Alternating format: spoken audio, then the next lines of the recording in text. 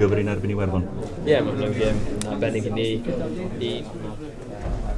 At home, our only desire is to play a good game, to win, to control the game. I think we can do it. We know.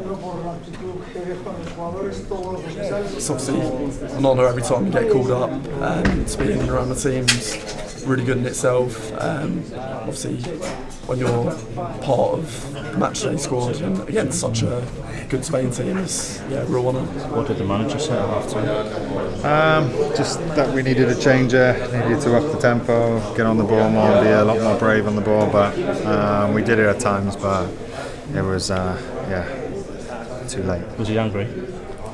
Yeah, I think he let us know what he thought of the situation, but well, I'm not going to reveal what's been said in the dressing room. How was it to play against Spain?